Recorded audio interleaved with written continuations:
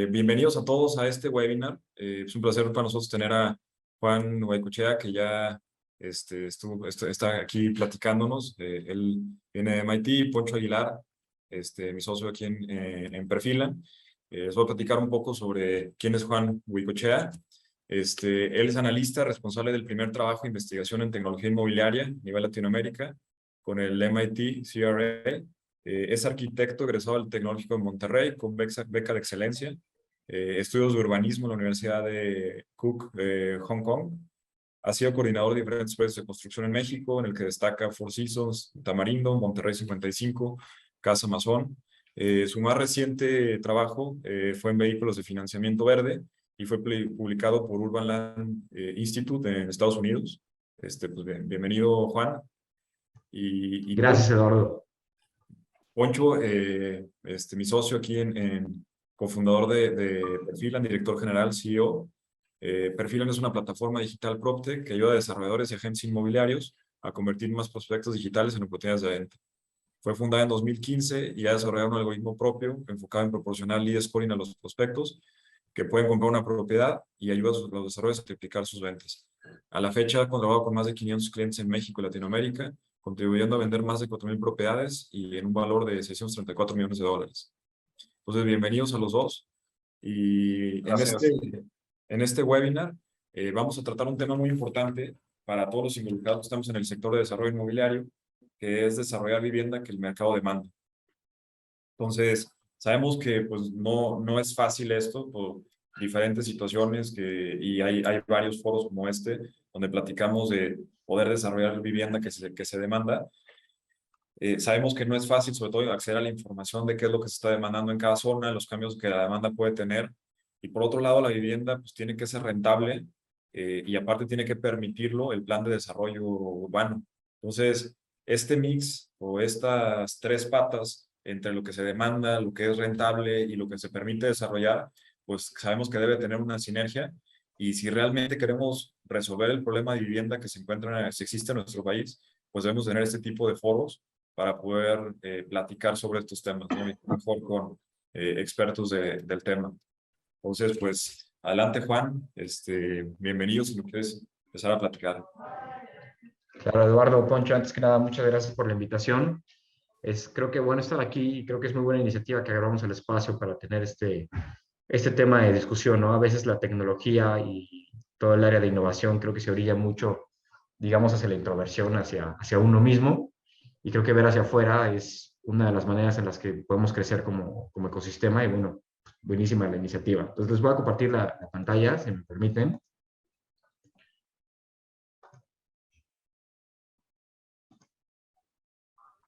Pensando, nada más para poner un poquito en contexto de cuál es la situación hoy en día. México vive un momento muy especial porque por un lado tienes drivers que son crecimientos en las tasas de interés y la gente que tiene cada vez menos capacidad económica para adquirir vivienda, pero pues por otro lado tienes variables como el nearshoring o como un crecimiento del sector de hospitalidad que te sugerirían que habría posibilidad de crecer este sector de la mano de una base de consumo pues más, digamos, más que creciente, ¿no? Pero, sin embargo, seguimos teniendo un déficit de casi 8 millones de unidades. O sea, al día de hoy es lo que se necesitaría para satisfacer lo que se demanda a nivel general. Y año con año hay un déficit de cerca de 100,000 unidades anuales. Ahí son 800,000 unidades de vivienda las que se están solicitando a nivel nacional, pero hay casi 100,000 que son evidentemente el sector menos privilegiado, que se quedan fuera, digamos, de la fila de la repartición de casas, ¿no? Pero por otro lado tienes estas situaciones que no son ajenas, más bien no son únicas solo de la Ciudad de México, sino que son en particular de todo el país, que también son de toda Latinoamérica. Son economías muy centralizadas que lo que hacen es concentrar la demanda de vivienda, y al concentrar la demanda de vivienda también concentran la estrata. O sea, hay gente que tiene cierta capacidad, hay gente que no la tiene, y evidentemente hace, pues con malas políticas y con mal planteamiento urbano, pues hace que esas diferencias todavía se enmarquen más, ¿no? Y los números, pues ahora sí que no mienten, ¿no? O sea, cerca del 10% de la población en México gana casi 20 veces lo que gana los estratos menos privilegiados. y eso pues impacta en el consumo de vivienda. Eso es a nivel global. Y donde lo vean es el mismo criterio y hasta más acelerado, ¿no? En Hong Kong, en Moscú, en París. O sea, los sueldos no han crecido como crecieron en años pasados, por eso tenemos ahorita una crisis medianamente económica, política, que hace que el gap crezca y que la gente pues no está teniendo acceso a la vivienda, a pesar de que los demographics están ahí. O sea, la población creció, la gente entre 25 y 40 años realmente está en el momento de comprar, pero hay un momento en el que el producto no se ajusta a lo que la gente está buscando y la política a veces se ha quedado corta en resolver ese hueco, ¿no? Vemos que también tenemos un tema ahí agudo en el país de que el 70% del stock prácticamente es informal, ya sea desde el criterio de la construcción, del sistema constructivo, desde el sistema legal. Y eso pues no es un caso aislado meramente del sector, ¿no? O sea, cerca del 60% de la población trabaja en informalidad, que es un criterio que se puede replicar pues a muchos otros países. Y pues cuando ves que tú por hacer lo mismo en el sector formal que en el informal ganas el doble que lo que hace el informal, pues evidentemente también agudizas este tipo de diferencias. Pero por otro lado, viendo ya pues la data dura, esto es de la Moody's, ves que cerca del 80% de la demanda y de la oferta de todo el real estate nacional, pues es vivienda, ¿no? Y lo platicaba con otra gente, o sea, muchos hablan del commercial real estate, hablan de las oficinas, pero al final de cuentas, el verdadero tema está en la vivienda, ¿no? Porque aquí se ven los números. Y si vamos más granulares, entre el 30 y el 50% de la demanda, pues es social, ¿no? Es este sector que veíamos que no está bien atendido, que se ha quedado aislado, y que además, pues en los números, 54% de las unidades que están rentadas, pues también son informales, ni siquiera es el tema de propiedad, o sea, hasta en la renta, ¿no? Y te lo platica, o sea, la gente que no tiene vivienda, que, o sea, que no es dueña, cuando se les hace la entrevista, o sea, te dicen que casi la mitad de ellos no la tienen porque no tienen acceso a créditos, otros tienen dificultades para moverse y N cantidad de razones que te dicen, oye, es que ahí hay un gap de oportunidad que no se está aprovechando, ¿no? Vemos que el promedio de precio de la unidad de vivienda a nivel nacional es de casi 1,5 millones de pesos, 1,350,000 pesos, pero en entidades como la Ciudad de México, pues es casi el doble, ¿no? Y me atrevería a decir que más aquí, 3 millones de pesos la unidad. Y eso pues nada más ayuda a complementar el discurso de la centralización, ¿no? Si nos vamos a Nuevo León, que evidentemente Nuevo León pues es un estado enorme, pues también la vivienda tiene cierto precio. En Querétaro y en el Estado de México, que están al lado de la Ciudad de México, pues también es bastante alto.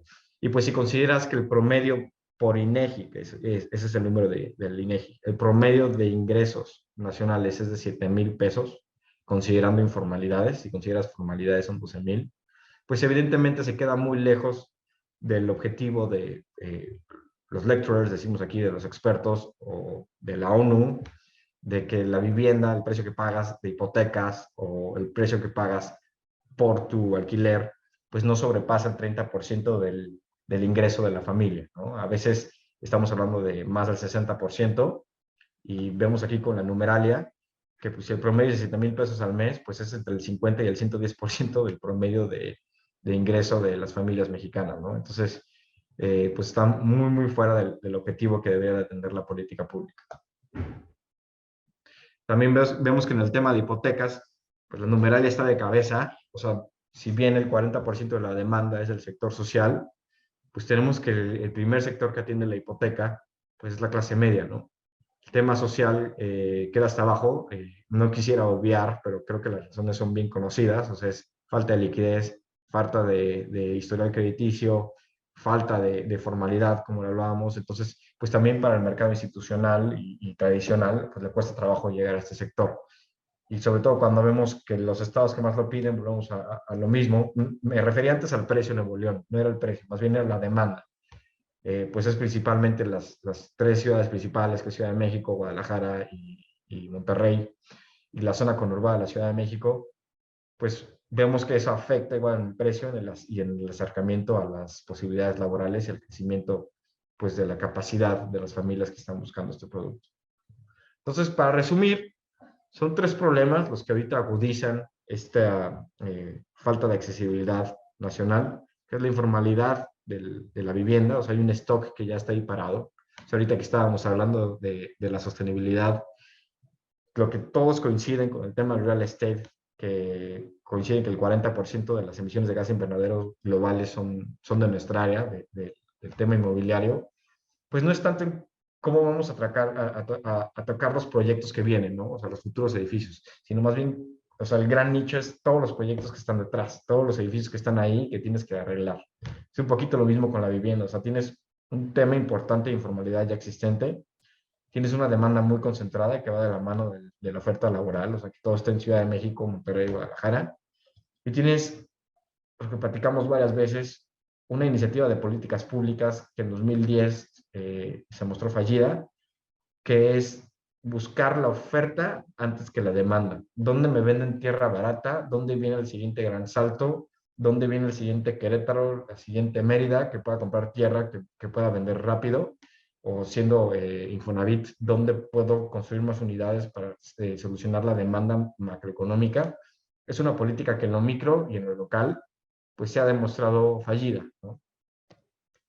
Entonces, ya aterrizándonos a la localidad de la Ciudad de México, sonó mucho el caso este año de que son 50,000 unidades de viviendas las que quedan demandadas sin satisfacerse año con año en nuestra ciudad. Y bueno, un stock enorme de billones de dólares que no se están aprovechando porque no se le ha llegado al producto de este sector, ¿no?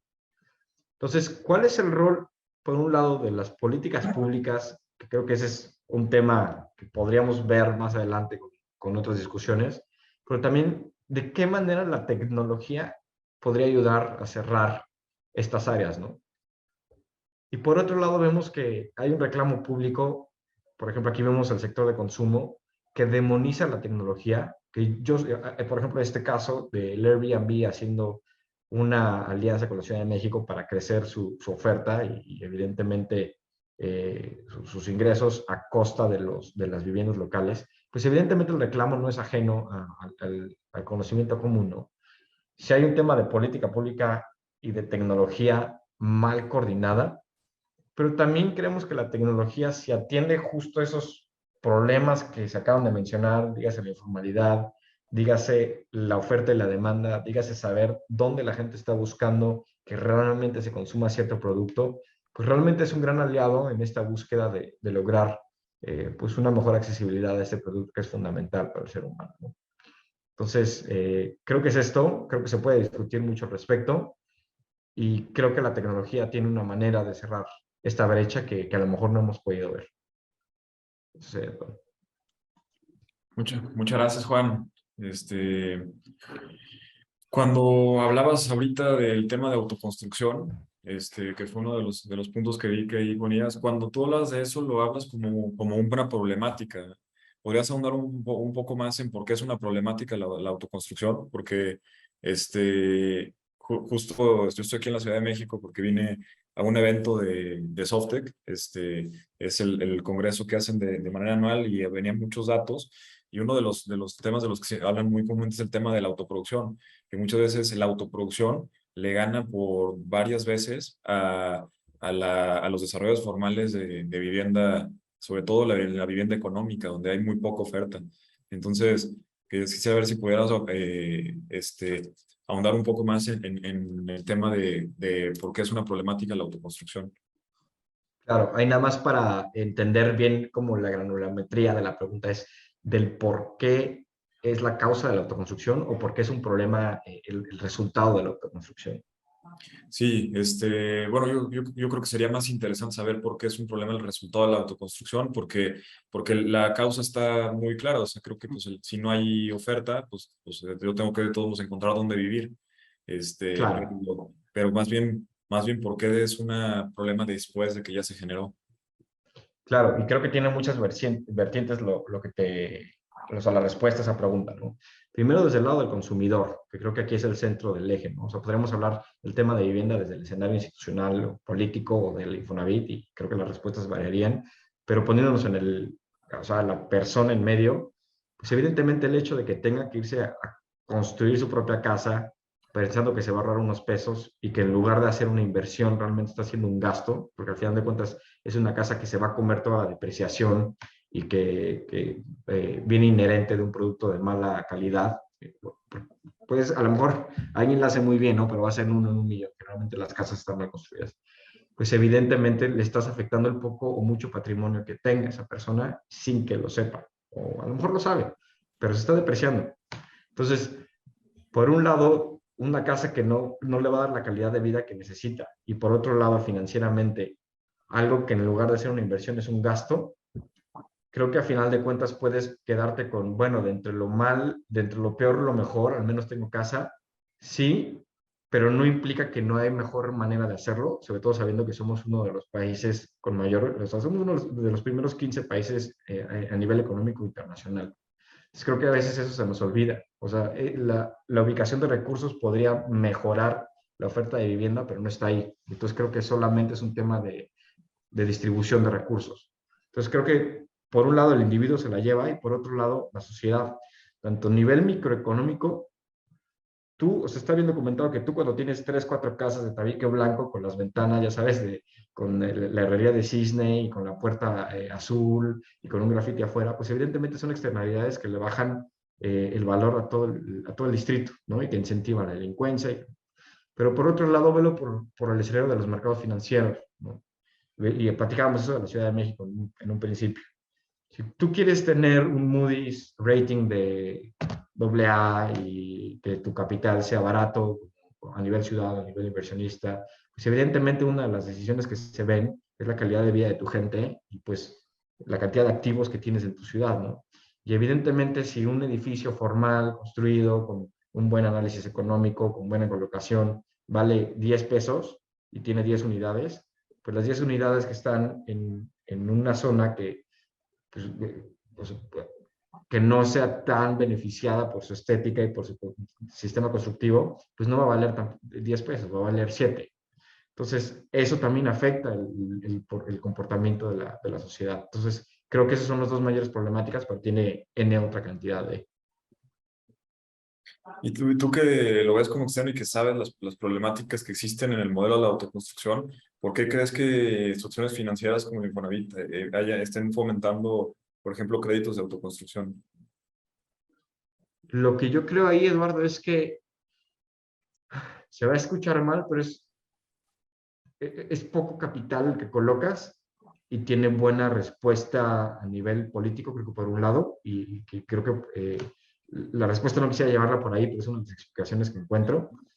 Pero por otro lado, es trabajar con lo que ya está ahí. Decía, es un monstruo enorme, o sea, es el 70% del stock de vivienda. A veces nos suena poco, pero ya cuando ves, y ustedes lo saben mejor que están en la numeralia que uno, pero cuando ves la cantidad de vivienda y de gente que necesita casa y que no vemos, desde Chilangolandia o desde Querétaro o desde ciudades un poquito digamos, más formales, que no vemos todo lo que hay afuera que es autoconstruido, pues evidentemente como gobierno, como una entidad dependiente de gobierno, que tu tema es resolver el acceso a vivienda, pues tienes que decir, o le doy, no sé dónde saco 10 pesos para resolver ese problema a largo plazo, con una intensidad laboral y capital fuerte, o asigno un peso para tratar de avanzar al menos un poquito a corto plazo, ¿no? Creo que es meramente un tema de políticas, no sé si es la correcta o no, pero creo que esos pueden ser los hilos que lo están moviendo detrás. Ya. Hay una, hay una estadística que me impresionó mucho ayer dentro de la parte de vivienda económica, que es vivienda que va entre los 400, de 0 hasta los 450,000 pesos. Estaba viendo yo una estadística que se han agotado los inventarios. Antes llegaban a tener hasta 2 o 3 años de inventarios. Y hoy estaba viendo en la estadística ayer que quedaba un trimestre de inventario. O sea, Órale. y le estaban diciendo que un proyecto de ese tipo tarda de 2 o 3 años en construirse y ahorita el inventario es de un trimestre. Entonces, ¿tú qué modelos has visto que tú estás haciendo tu doctorado en todo este tema? ¿Qué modelos has visto para poder satisfacer esta demanda de vivienda abajo sobre todo abajo del 1,000,000 de pesos? y en la Ciudad de México abajo de los 2 millones de pesos, que prácticamente son inexistentes. ¿Qué modelos has visto tú que logran desarrollar esto? Porque pues al final todo lo que se desarrolla desde el lado de vivienda nueva, de desarrollos inmobiliarios, pues tiene que tener esa parte, ¿no? O sea, que sí tenga demanda, porque no, o sea, no hay gracias en saber que se demanda vivienda económica, pero por otro lado tiene que ser rentable.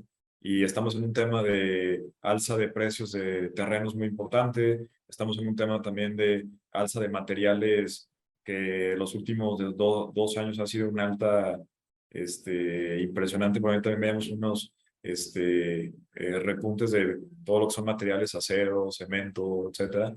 Ha sido, entonces, ¿qué modelos has visto que logran satisfacer pues estas demandas de vivienda económica? Mira, es bien interesante que lo menciones porque justamente en un reporte de Perfilan tuve la suerte de ver que la demanda de vivienda de menos de 600 millones de pesos tiene una urgencia de mercado de 6 meses. O sea, es como un reloj de arena. Y eso es lo que me parece impresionante en Latinoamérica. Porque eso no pasa en Estados Unidos. En Estados Unidos la gente tiene poca cartera, todo lo queman. En Latinoamérica, o sea, la gente, digamos, como del sector menos beneficiado, tienen cash ready para invertirlo en algo porque ellos piensan que es una inversión y la gente, evidentemente, que busca vivienda mucho más, digamos, pudiente, también tienen el cash ready, ¿no? O sea, realmente la media es la que está en el sector de hipotecario, ¿no?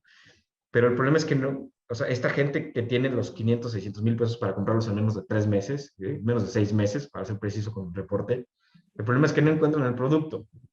Y lo pongo en contexto, Eduardo, porque creo que esa respuesta está todavía más, digamos, enfatizada en la Ciudad de México. Tú por donde preguntes, prácticamente no hay oferta en la Ciudad de México de vivienda menor a 1,5 millones de pesos y me imagino que todavía menos en los meses que siguen. Porque a pesar de que las hipotecas estén altas, un desarrollador ni loco se va a comer, o sea, sí se va a comer una parte, pero no se va a comer todo el interés. Entonces, lo que hacen, evidentemente, es, no, yo no voy a hacer un producto de poco margen, pues me voy a algo que a lo mejor se tarda un poquito más en absorber, que es el sector hipotecable, pero que yo esté garantizado que por la demografía me lo van a comprar. Y ese es el racional de toda la gente. Ciudad de México, la tierra es carísima. Entonces, si no te vas a Ecatepec o a Xochimilco, no es tan popular, pero en Ecatepec sí puedes encontrar este tipo de oferta que ya es Estado de México. Iztacalco, Norponiente, Nororiente, es muy difícil que encuentres ese producto. Incluso delegaciones como Cuauhtémoc, que tienen esta política de que puedes hacer vivienda más chica de 60 metros cuadrados, que la puedes hacer hasta de 35, pues son esos famosos loft super hipsters que al final de cuentas, a pesar del tamaño, que la gente dice pues lo hacen más chiquito y será más barato, pues el metro cuadrado sale carísimo, ¿no? Por el tipo de mercado que le estás atendiendo. Entonces, me atrevería a decir que ha sido poco, si no es que nula, o sea, hay poca o nula evidencia de ese tipo de producto en la Ciudad de México, donde sí la hay mucho es en las afueras, justo porque la demanda está muy centralizada. O sea, ya cuando te vas a los estados digo, al Estado de México, pues sí encuentras estos desarrollos en los cuales pues encuentras viviendas de 400,000 pesos, ¿no? Totalmente. Creo que es el producto que ahorita más caracteriza este tipo de oferta. Sí, totalmente. Vamos a pasar ahora con la presentación de Poncho, y seguimos platicando. Gracias. No, súper bien, Juan. La verdad, Juan y yo estuvimos platicando hace un par de meses en un evento de PropTech que se llama Blueprint, de todos estos temas, y la verdad se me hizo tan interesante lo que estás haciendo, Juan, que le dije aquí a todo el equipo, vamos a invitar a Juan a hacer un webinar para que nos platique, y la verdad te agradecemos mucho estos datos y esta experiencia que tienes, ¿no? Yo no quisiera robar demasiado tiempo, aparte de Perfilan hablamos mucho, entonces yo solamente voy a tratar de concentrarme en cómo la tecnología, desde nuestra perspectiva, que era lo que también hablábamos ese día, Juan, ¿no? Ayuda a que esta demanda se pueda ver solucionada, ¿no? El tema de la demanda. ¿Cómo puedes tú apoyarte en la tecnología para avanzar con la demanda? Entonces, hablando del tema de las soluciones tecnológicas que pueden atender la demanda de vivienda y puntualmente en la Ciudad de México, como ya lo decía Lalo, Perfilan es un software que te permite calificar a los prospectos dependiendo de qué tanta probabilidad de compra tienen en un proyecto. Pero eso nos ha permitido identificar los datos que tienen y los perfiles que tienen las personas que están buscando, y de esta manera nosotros podemos sacar estadísticas. Entonces nuestro software, que aquí podemos ver una imagen de cómo se ve, cómo lo ve uno de nuestros clientes, ¿no? Aquí podemos ver que cada lead se empieza a calificar y que tiene ciertos datos de su perfil, ¿no? Y esto, pues multipliquémoslos por alrededor de 200,000 que llegan al año, ¿no? Aquí con nosotros. Entonces, gracias a esto, nuestra visión, no porque gracias a lo que hicimos en el producto que les mostré, tenemos esta visión, sino que lo que nosotros buscamos es precisamente que la oferta esté relacionada con la demanda, ¿no? Y lo encontramos a través de hacer este proceso de perfilamiento, ¿no? Donde partimos de la ubicación que tiene el predio, el valor que tiene la vivienda, y a partir de ahí podemos ver la gente que se interesa en esta ubicación y en este precio, pues qué perfil tiene, ¿no? De esta forma podemos encontrar ciertas cosas muy interesantes, como por ejemplo, qué precio están buscando, qué forma de pago quieren utilizar para acceder a su vivienda, ¿no? Aquí estamos hablando solamente de vivienda nueva, y los datos que estamos viendo ahorita están relacionados con la Ciudad de México, ¿sí? Ahora, lo que nosotros hicimos para diferenciar el mercado, ¿no? Es dividir a los segmentos por nivel socioeconómico, que es la forma en la que también se divide en general el mercado inmobiliario de vivienda, en precio, ¿no? Y entonces sabemos que el económico tiene un rango de precio de 300 a 600,000, el medio de 600 a 1,5 millones, y así sucesivamente como lo vemos en la tabla, ¿no? Hoy no vamos a, obviamente, entrar a ver el reporte completo, que creo que es el que tú mencionabas, Juan, pero los invito a que lo descarguen aquí en el blog de Perfilan. Si entran a la biblioteca, van a poder acceder a los reportes de perfilación que sacamos cada semestre, ¿sí? El último reporte lo hicimos el primer semestre del 2022, apenas empezando el año, vamos a sacar el segundo reporte del 2022, pero tiene datos bastante interesantes, ¿no? Y de los que vamos a hablar de manera muy general son de la Ciudad de México, ¿no? Y lo que podemos ver, porque obviamente estos datos pues no es que los estemos viendo todo el tiempo, a menos de que se metan al reporte como hiciste tú, Juan, ¿sí? Podemos ver que efectivamente, dependiendo del nivel socioeconómico al que está buscando la persona una vivienda, pues se ve la preferencia que tiene inmediatamente. Entre más bajo es el nivel socioeconómico o el precio que tiene la vivienda, es más la preferencia que tiene la persona por usar Infonavit, ¿no? Y entre más alto es el precio, es menor, y obviamente el uso de contado, ¿no? Es mucho más grande. De hecho, lo podemos ver claramente en esta gráfica. Comparamos el nivel medio con el nivel Plus Max. Vean nada más cómo se ve que casi el 60% quiere Infonavit y menos del 10% quiere pagar de contado. Y acá en Plus Max prácticamente nadie se le ocurre comprar con Infonavit, y vean, el contado llega a ser casi un 30%, ¿no? Lo mismo, cosas bien interesantes que también tú lo mencionaste, Juan, que lo viste muy bien, así que gracias ahí por darle un buen ojo. Efectivamente, ¿no? Quien quiere comprar más rápido, ¿no? Es precisamente el nivel que está un poco más bajo, ¿sí? Son quienes necesitan adquirir. Y lo podemos ver, ¿no? El mercado que busca niveles muy altos normalmente no tiene la necesidad de una vivienda, ¿no? Y esto se nota en estas gráficas también, ¿sí? Por aquí también, como un pequeño resumen de lo que hemos encontrado en la Ciudad de México respecto a tanto la forma de pago como el tiempo de compra, y qué preferencia tienen las personas que ven esta ubicación y este precio de una oferta existente, ¿no? O sea, aquí vamos a poner un ejemplo de un departamento en la Roma de 5 millones, ¿no? ¿Cómo dice la gente que lo va a comprar, ¿no? ¿Sí? ¿Qué es lo que dice la gente que le interesa ese producto que está buscando? ¿Sí? Porque son, al final de cuentas, percepciones que tienen las personas. No necesariamente es una precalificación de un crédito, ni porque tienen dinero en la bolsa. Es simplemente la percepción que tiene la demanda real, ¿no? De cómo va a comprar una vivienda, ¿sí? No me quiero clavar mucho en los datos porque se va a quedar aquí grabado, y si alguien tiene ganas de verlo nuevamente o ver algún dato, pues nos puede mandar un mail o lo puede ver ya sea en el reporte o en el video, ¿no? Pero igual, aquí una de las partes que repetimos, ¿no? Que es súper relevante, es cómo entre más alto es el precio, pues es mayor la preferencia por utilizar créditos hipotecarios o pagar de contado, ¿no? ¿Sí? Entre más alto es el precio. ¿Sí? Ahora, el día que platicábamos Juan y yo le decía, mira Juan, nosotros hemos encontrado una manera de poder, desde la tecnología, desde una empresa, ¿no? Que ayuda a los desarrolladores a poder validar un precio y adecuarlo a la demanda existente, ¿no? Y este caso es de una constructora que está aquí en la ciudad de San Luis Potosí, ya tiene más de 5 años enfocada en el segmento residencial, tanto construyendo como comercializando desarrollos que están entre 1.3 a 2.7 millones, ¿sí? Que es un nivel medio aquí en la ciudad de San Luis Potosí, ¿sí? Y puntualmente el caso se dio en un fraccionamiento nuevo, donde se desarrolla la tierra, se urbaniza, y este desarrollador urbanizador es quien pone el precio de la tierra, ¿no? Y al poner el precio de la tierra, pues por ende pone el precio del producto que se va a vender, que en este caso a nosotros nos llega con la idea de que le vamos a ayudar a vender a través de los medios digitales que estaba utilizando, ¿no? A un precio de 2.2 millones de pesos. ¿Sí?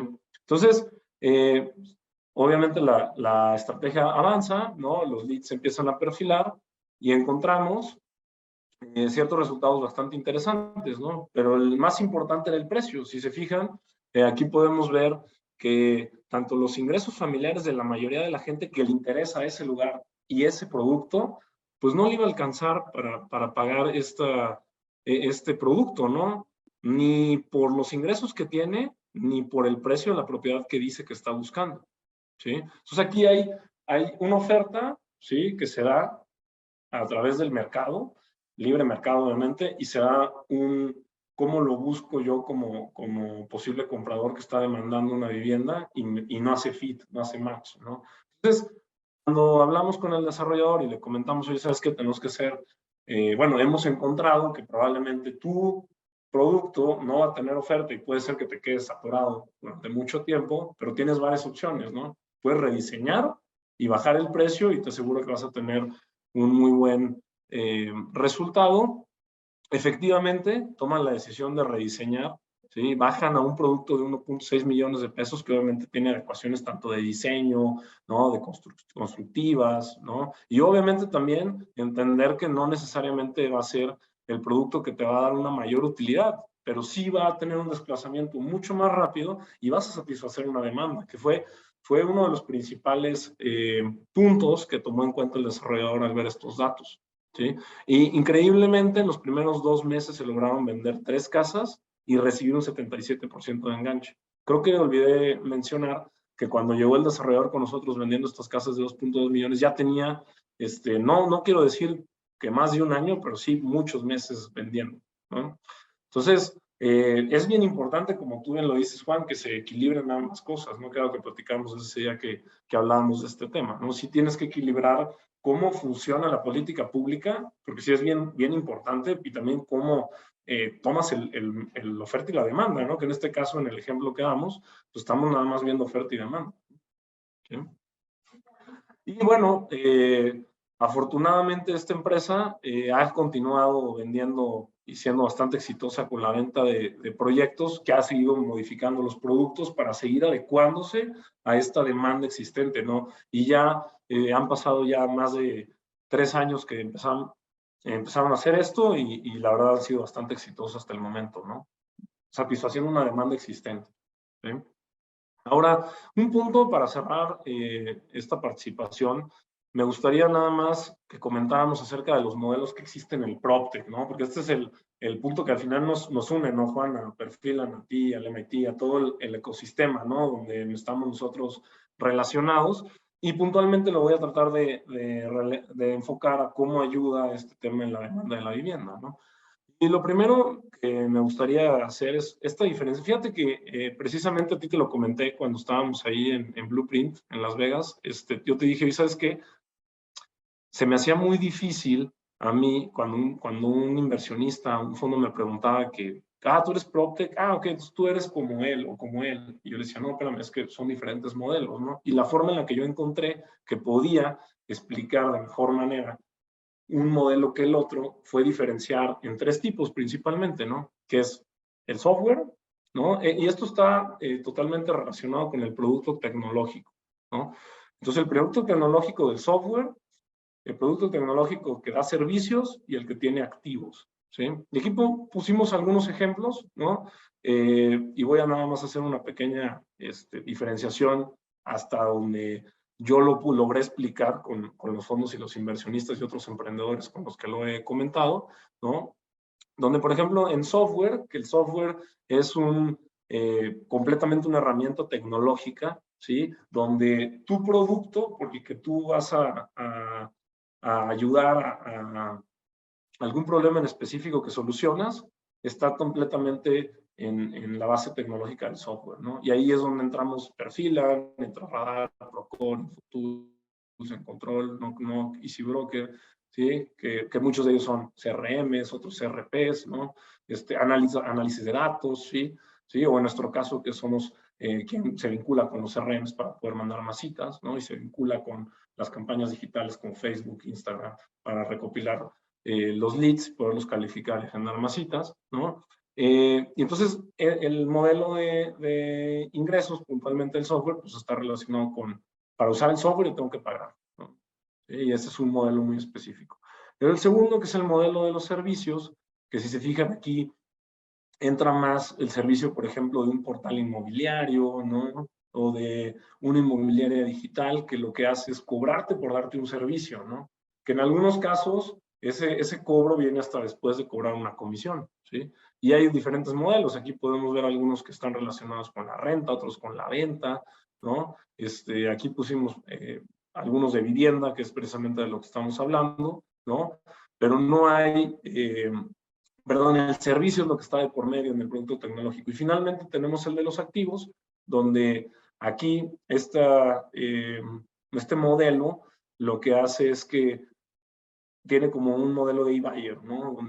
Donde de alguna forma tiene un activo que respalda la inversión y después ya va a generar una venta y donde entra ya el producto tecnológico, ¿no? Pero tiene un activo de por medio, ¿sí? De hecho, aquí pusimos no nada más e-buyers, también pusimos crowdfunding, pusimos alguna empresa que es llave, que lo que tiene es el activo sería la hipoteca, ¿no? Entonces, este es un tipo de modelo diferente, ¿no? Y aquí, tomando esto como referencia, y puntualmente como para hablar del proceso de Perfilan, el software lo que hace es que cuando tú,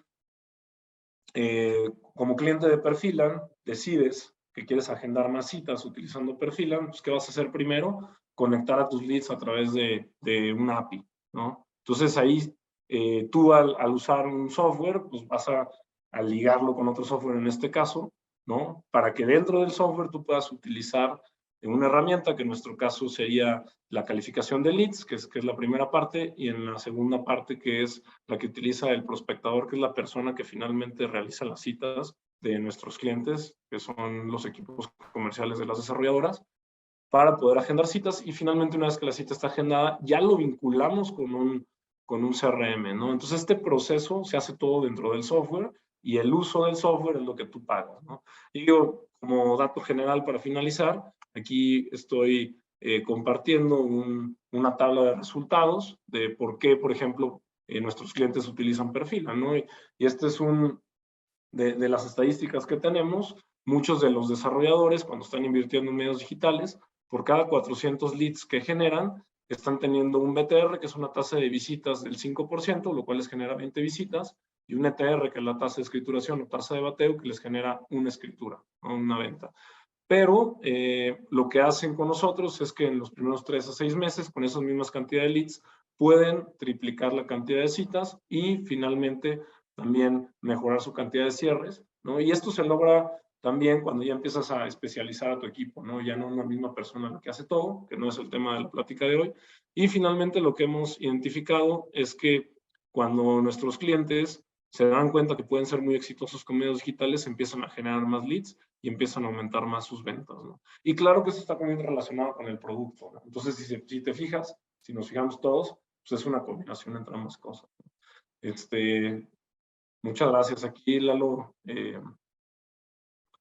para tener un cierre, Bien, digo, entonces, igual dudas que tengamos todos, ¿no? Pero sí, pues, gracias por estos puntos. Ahí se me hace interesante las últimas dos slides donde no solamente en el SaaS, no solamente el SaaS puede ser un solo producto como un todo, sino hay SaaS que se integran con otros SaaS, ¿no? Por ejemplo, el caso de Prospectan o Perfilan, que no es como tal un SaaS que corra solo, sino que es una integración de un CRM para hacer mucho más eficiente la prospección.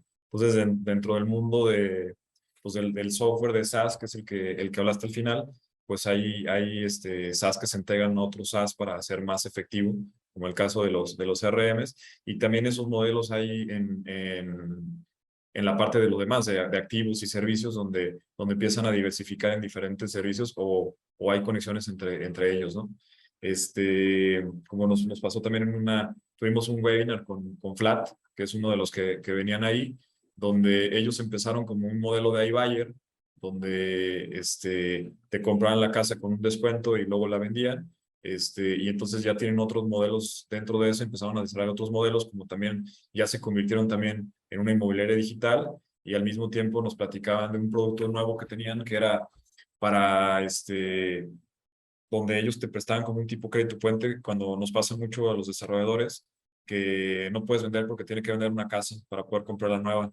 Pues ellos tienen un crédito puente donde el aval es la casa que quieres vender y ellos se dedican a venderlo y ellos van pagando la compra del nuevo activo, de la nueva casa. Entonces, pues empiezas a encontrar otros modelos que se suman a la vertical en la que estás, ¿no?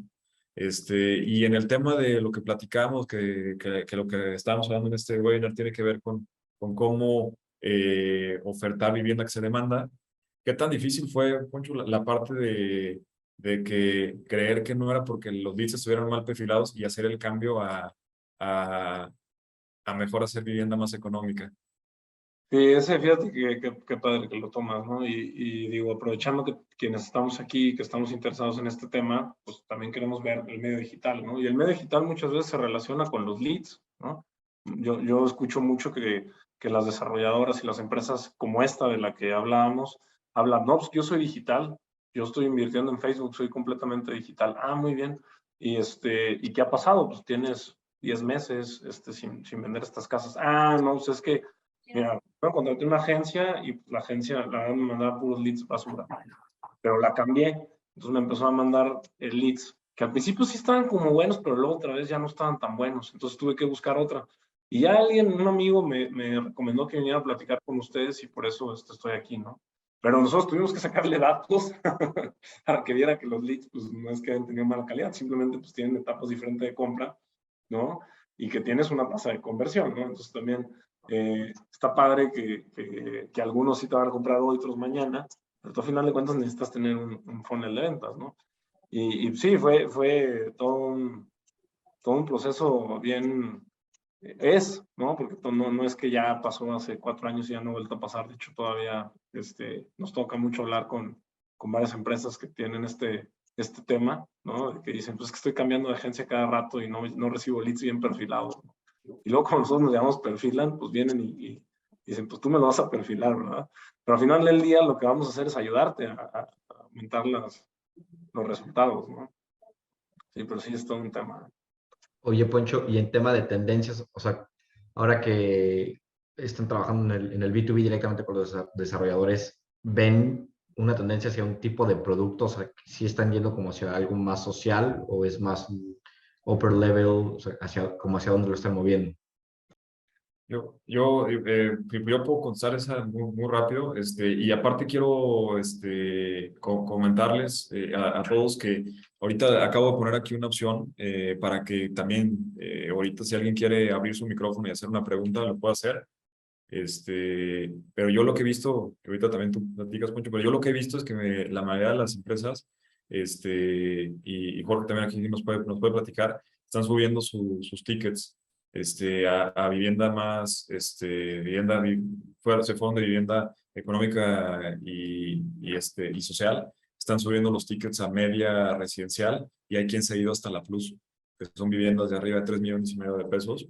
pues porque ya las condiciones de la tierra, las condiciones de materiales, pues ya no dan para ofertar vivienda económica. Entonces, yo me acabo de estar en el Congreso de Canadevi y yo escuchaba de otros desarrolladores que no son desarrolladoras de las muy grandes que decían, oye, pues es que mi mercado era lo residencial, pero ahora todos quieren hacer residencial, ¿no?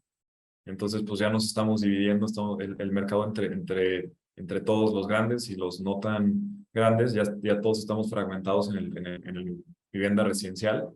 Y de hecho, pues lo puedes ver en las estadísticas. Ahorita lo que está empujando la vivienda nueva son productos alrededor de los 2 millones de pesos. Aquí Jorge está Gracias. levantando la mano. Me gustaría antes de darte mi punto de vista que Jorge también nos diera el de él, porque la verdad es que Jorge, como que qué gusto saludarte, Jorge, tiene mucha experiencia. Entonces, por favor, sobre todo en el segmento del que tú estás hablando, Juan. Adelante, Juan, Jorge, qué gusto saludarte. Hola, Poncho, el gusto es mío. La verdad es que luego el tiempo nos apremia, pero siempre es un gusto platicar con ustedes.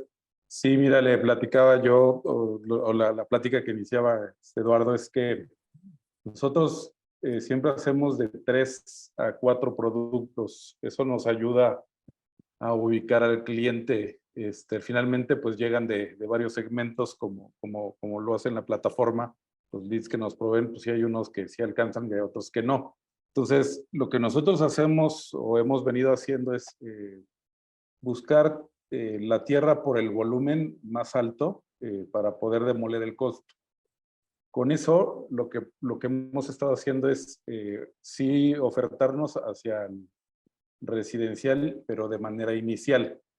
O sea, de cuenta que nuestra primera etapa de ahorita residencial está que estamos haciendo 3,500 casas. La verdad es que yo no promuevo mucho que hago 3,500, pero yo promuevo 500 inicialmente, que están en el rango, arrancan desde más o menos los 800,000 pesos. Y yo estaba hasta en un techo como de 2,5 millones. Si ves después de los números que ustedes dan, los créditos más, el volumen más alto está entre el 1,000,000 y el 2,000,000.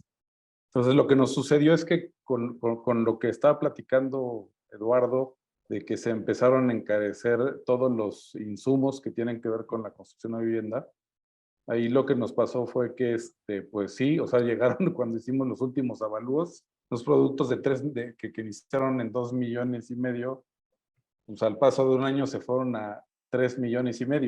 Entonces, ¿qué sucede? Pues que ahí se te está saliendo el mercado, o sea, te está yendo, es muy difícil. Nosotros estamos en las orillas de la parte del Estado de México y ya es muy difícil que una persona ya piense en gastarse más de 3 millones de pesos y salirse a media hora de la ciudad, que es básicamente el volumen que nosotros manejamos.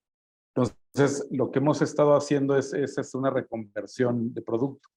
Ese producto que pues llegó a 3,5 millones ya, lo que hicimos es que lo acotamos, porque al final del día pues es una pirámide y sí nos llegan, pero pues nos llegan los menos. Entonces, lo que hicimos fue reconvertir el producto, como ahorita tú lo platicaste, a un producto que tiene más jardín, menos construcción, y ubicarnos en el 1,5 millones. Y bueno, pues este movimiento, de hecho lo hicimos con 2 productos. Uno quedó en 1,5 millones y otro quedó en 1,250,000.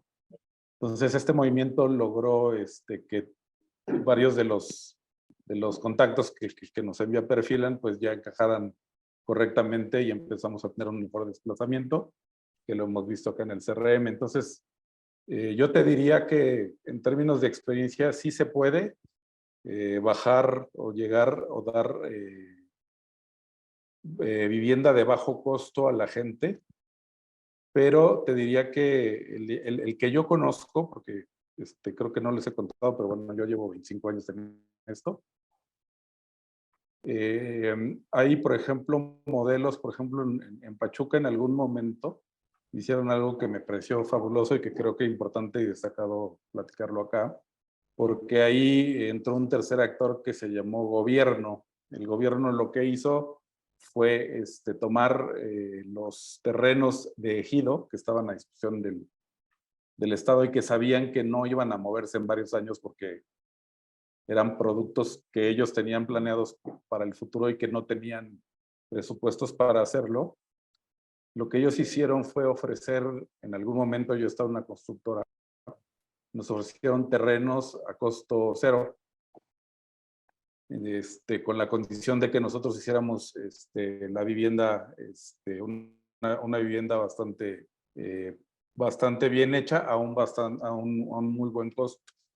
Entonces, ese es un camino. O sea, cuando tú puedes lograr que las materias primas bajen a razón de volumen, en este caso pues tendría que ver con política, con razonamientos donde dices, oye, pues la vivienda la necesitas y no tienes los recursos a lo mejor en términos de dinero, pero sí los tienes en términos de especie, ¿no? Entonces, con un poco de imaginación tú puedes tomar, por ejemplo, aquí fue lo que se hizo, ¿no? Se tomaron los ejidos, cambiaron los usos de suelo, se juntaron varios desarrolladores e hicieron un producto de un costo bajo. Y en el tema de los prototipos, también se metió un poquito el tema de la imaginación para poder desarrollar lo que se llama vivienda progresiva. La vivienda progresiva lo que pretende es tener un terreno adecuado para poder hacer una casa, pero con el inicial, que le llamaban pie de casa. El inicial es tener la tierra necesaria para poder tener un estacionamiento y hasta 5 recámaras. Pero cómo se vendía en ese momento, te voy a decir, lo vendían a 200,000 pesos. Tenían un lote de más o menos unos 90 metros cuadrados. En ese lote podrías meter tu estacionamiento. Te daban todo lo que sería la planta baja completa, o sea, la sala, comedor, un baño completo, la cocina completa y un área bien para servicios. Y te daban una recámara grande con todos los planos para hacer la segunda recámara y todos los planos para hacer el segundo nivel. Ya. Entonces, Muy bien, esos son los caminos que te ayudan para poder llegar a poder vender esa vivienda. Totalmente. Buenísimo. Y hay formas. Yo creo que para ir concluyendo, que también Juan por aquí también tiene otro webinar a las 5. Que es, te agradecemos mucho de haber estado con nosotros aquí. No sé si alguien más quisiera hacer una pregunta. Tú, Juan, si quieres hacer una conclusión. Sí. Si hay otra pregunta, con mucho Sí, gusto. buenas tardes. Rápido te comento, es para Juan.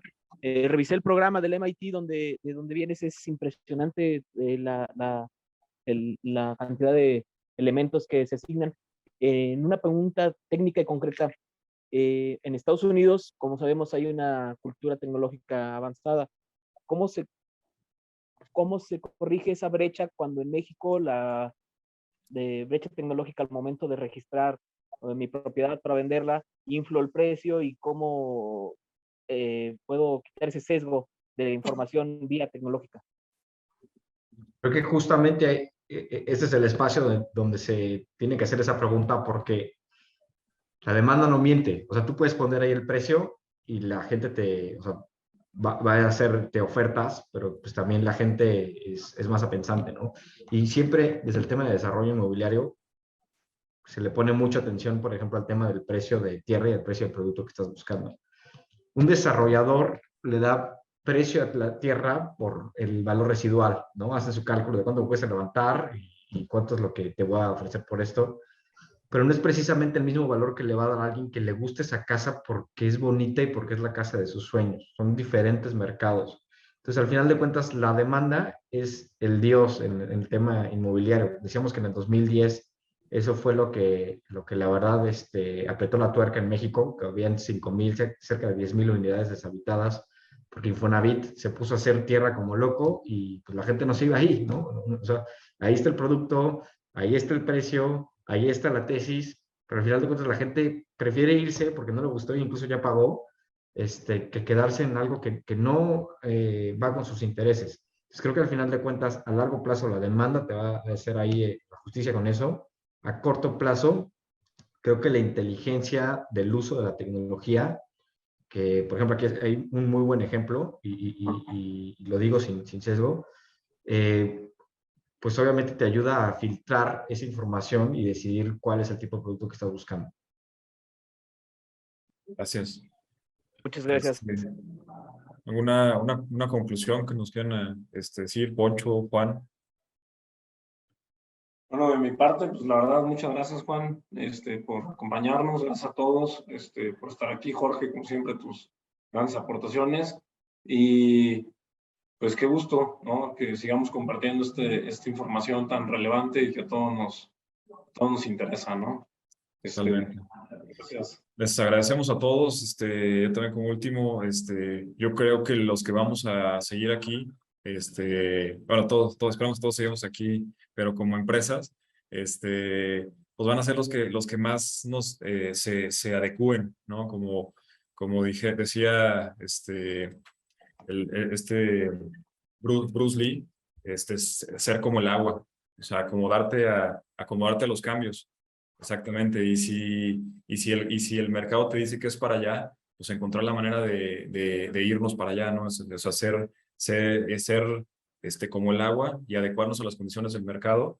Y hay mucha oportunidad. Y una de las cosas que yo vi en este viaje que pude estar aquí en la Ciudad de México es que hay oportunidades y solamente es encontrarlas y ser ser como el agua y moldearnos hacia esas oportunidades.